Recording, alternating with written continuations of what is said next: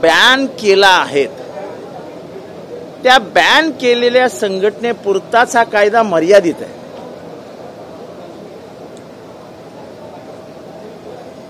आता आपण एखाद्या इंडिव्हिज्युअलचं उदाहरण घेऊ। स्टँड अप कॉमेडियनच्या मागे लागणं, त्याला हा कायदा लागू होणार नाही। ते करताना हे राज्य सरकार पोलिसी राज्यासारखं वागतं। BNS म्हणजे ज्याला आपण पूर्वी 307 302चं BNS झालं, काय ते भारतीय न्याय संहिता वगैरे जे काय केली त्यांनी, त्याच्या माध्यमातून तोडून मोडून पोलिसांचा वापर करून ताब्यात घेतात। आता लोक म्हणतील की हा कायदा त्यांना कधीही लागू होणार नाही। हा कायदा is limited to extremist organizations, left extremist organizations। हा आपल्या देशातलं पहिलं राज्य एक आहे। तर आतापर्यंत 4 राज्यांनी हा कायदा पारित केला आहे। आम्ही त्या समितीमध्ये होतो। नक्सलिझम संपला पाहिजे हा भारतातील तमाम संविधान प्रेमींचा विचार आहे। शस्त्रांचा वापर करून उठाव करणे आणि शस्त्रांचा वापर करून संविधान उडवून लावणे हे मला मान्य नाही।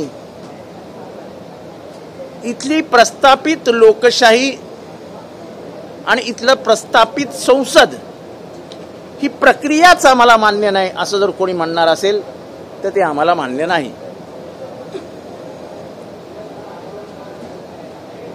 त्यामुळे हा कायद्याचा पूर्ण अभ्यास करून याच्यात जे जे बदल आम्ही सुचवले ते सगळे बदल सरकारने मान्य केले। आणि मला वाटतं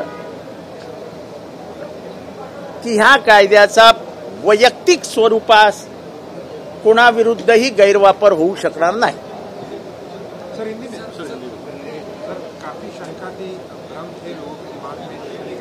देखो, हमारे भी मन में शंका थी और हमारी शंका सही थी। आप देखिए, पहला जो कानून आया उसका प्रीएम्बल वेग था, ऑर्गेनाइजेशंस एंड इंडिविजुअल्स था, उसको कोई विचारधारा से जोड़ा नहीं गया था।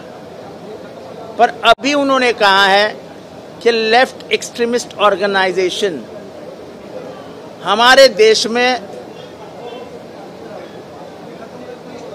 वेस्ट बंगाल में भी लेफ्ट एक्सट्रीमिस्ट ऑर्गेनाइजेशंस के ऊपर बैन है, केरला में बैन है, झारखंड में बैन है, ओडिशा में बैन है।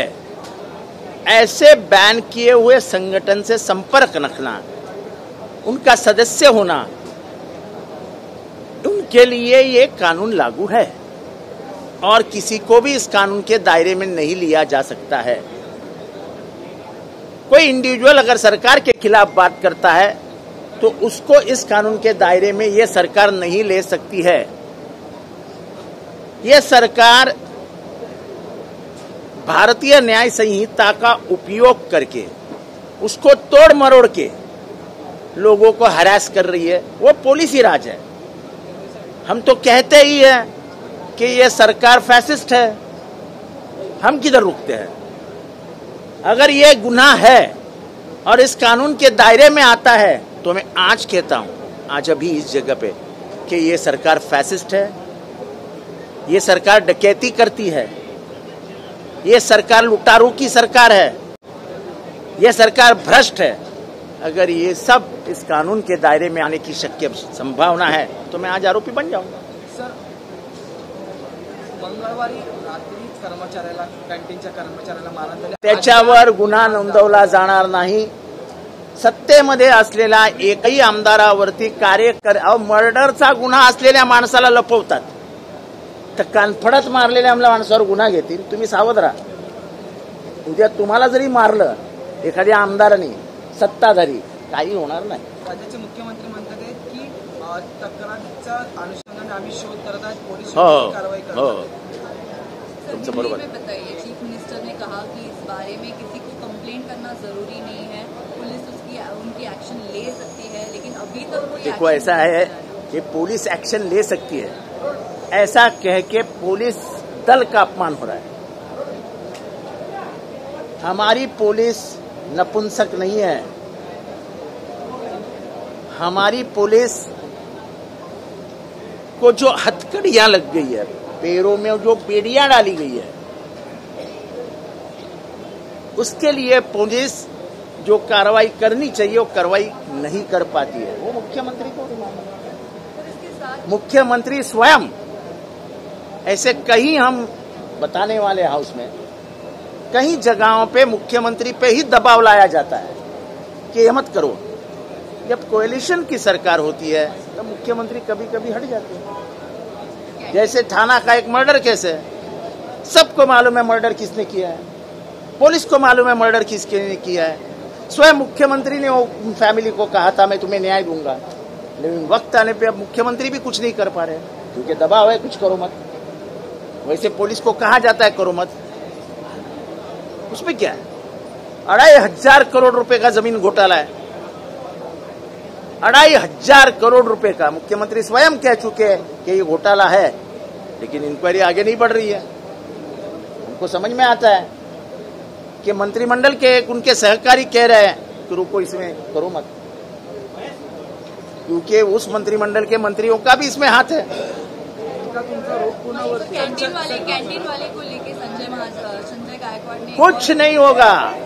आपको अगर उम्मीद है होगा तो मैं दावे के साथ कहता हूं कि कुछ नहीं होगा। सर उन्होंने कहा है कि साउथ इंडियन केटरर था इसलिए ऐसा हुआ, मराठी लोग ऐसा नहीं करते। क्या ये गलत है, ये गलत है, ये गलत है, ये गलत है, ये गलत है। परसों से हम साउथ इंडियन खाना खा रहे हैं, साउथ इंडियन कैटरर के हाथ का बना हुआ खाना खाते हैं। ये सब फालतू की गलत बातें हैं। खाना उन्हीं हाथों से बनता है जो इंसान है, कोई जानवर तो बनाता नहीं है। खाना अच्छा नहीं होता है ये मानता हूँ, लेकिन ये south Indian, north Indian, east Indian, sir वो खुद कह रहे हैं, संजय गायकवाड़ खुद ये बयान देते हुए नजर आ रहे हैं कि जो केटरिंग सर्विस थी साउथ इंडियन के पास रखी। वो ऐसा है कि वो साउथ इंडियन है इसलिए उसका खाना गंदा था क्या? नहीं। महाराष्ट्र में जितने साउथ इंडियन होटल, मुंबई में खास करके जितने साउथ इंडियन होटल चलते हैं उतने कोई भी नहीं चलते हैं। अरे हाँ, ऐसे कई बम्बई के लोग हैं जो मुंबई में अपनी शुरुआती सुबह इडली डोसा से करते हैं। ये क्यों झूठ बोलूं? मेरे घर का दिन का नाश्ता ही शुरू होता है इडली सांभर से। उसमें क्या है? एक नया विवाद खड़ा हो रहा है कि साउथ इंडियन वर्सेस। ऐसा है, ऐसा ही किया जा रहा है, ये किया जा रहा है और इसका तो हम विरोध करते हैं। हिंदी विरुद्ध मराठी, हिंदू विरुद्ध मुस्लिम, मराठी विरुद्ध साउथ इंडियन, ये क्यों करना चाहिए? हम उसके आगे बढ़ चुके हैं। ये बम्बई सबकी आई है। एक जाहिरात चालू है, आप सुनिए टीवी पे, इतनी प्यारी जाहिरात है, उसका आखिरी लफ्ज है ये बम्बई सबकी आई है। इतना अच्छा लगता है यार। और सब में सही में आप है, ये है, ये कहाँ? आप सभी लोग बाहर के हैं, आपको कभी लगा ये तुम्हारी माँ नहीं है? और इसलिए वो जाहिरात मुझे लगता है हर आदमी ने सुननी चाहिए जब वो कहता है ये बम्बई सबकी आई है। मुख्यमंत्री ने कहा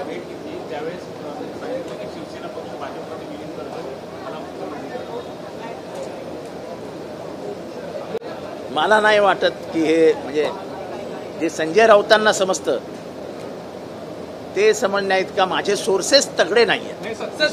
संभाजीनगरमध्ये माझाने एक इन्व्हेस्टिगेशन केले आणि धनगर योजनेचे पैसे मिळवण्यासाठी अधिकाऱ्यांना पैसे द्यावे लागत आहेत असा खुलासा समोर आलेला आहे। हे सरकार भ्रष्टाचारच्या गाळात रुतलेलं त्यामुळे तुम्ही काय आदिवासी बोलताय? हे मागासवर्गीयांचे पैसे खातात, ते आदिवासींचे पैसे खातात, ते महिलांचे पैसे खातात। अहो एवढंच कशाला? महाराष्ट्रातल्या जेवढ्या अनाथ मुलांच्या शाळा आहेत, गेल्या 4 वर्ष त्या अनाथ मुलांना अनुदानच मिळालेलं आहे। ज्यांना आईबाप नाहीत त्यांच्या शाळा यांच्याकडे आईबाप म्हणून बघतात. ते आईबाप पैसेच देत नाहीत, जेवायलाही देत नाहीत, प्यायलाही देत नाहीत, खायलाही देत नाहीत. काय करायचं?